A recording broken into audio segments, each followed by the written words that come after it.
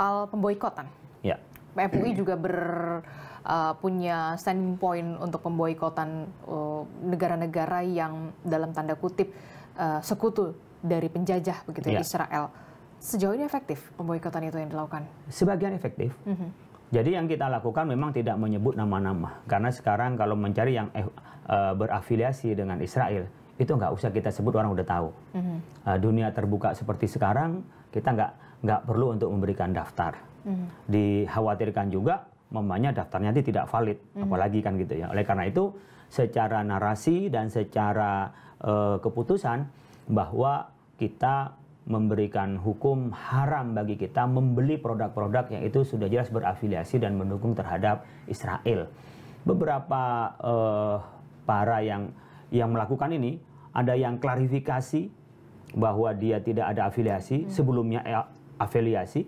Ada yang memang itu ditarik, ya sahamnya di situ sehingga dia lebih murni barangkali. Ada yang juga masih bertahan dengan polanya, ya dia bisa tutup. Itu tidak kita inginkan kepada bisnisnya. Yang kita inginkan sebenarnya adalah bagaimana bisa melemahkan kepada Israel. Jadi boikot itu tidak kepada pebisnisnya yang kita inginkan, tetapi bagaimana bisa melemahkan Israel. Jadi ketika perusahaan ini mungkin perusahaan dari karyawannya dan afiliasinya adalah orang yang pro Palestina, tapi ketika mereka spend di situ, belanja di situ, malah mendukung Israel.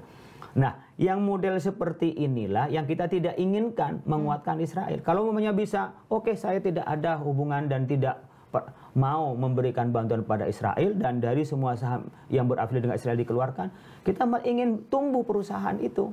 Jadi jangan salah sangka bahwa kita ingin membunuh perusahaan-perusahaannya, bukan.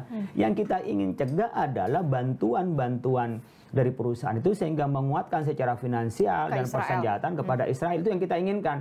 Ini banyak orang yang salah paham, boikot menjadi persaingan usaha untuk mematikan usaha temannya, meskipun semuanya tidak ada hubungan dengan Israel, dibilang ada hubungan dengan Israel demi penjualan. Kita tidak ingin itu.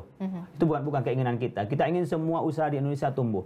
Tetapi yang kita ingin adalah memotong hubungan dan dukungan dari sebuah bisnis di tempat kita yang menolak terhadap penjajahan itu, tetapi malah menguatkan. Nah, secara keagamaan tentu itu adalah bertentangan dengan hasil keputusan kita bahwa orang yang mendukung terhadap Israel, yang menjajah Palestina adalah hukumnya haram. Haram itu artinya kalau dilaksanakan dosa.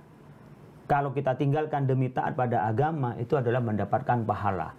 Jadi artinya orang yang memang sudah tahu ini adalah afiliasi dengan Israel, kemudian dia mendukung pada Israel, kita belanja di situ dan sebagian keuntungannya digunakan oleh Israel.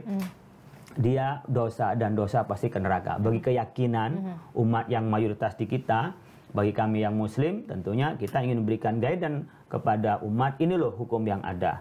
Persoalan nanti ada yang taat dan tidak taat, ya kembali pada umat. Tapi yang saya lihat mayoritas taat. Mayoritas taat.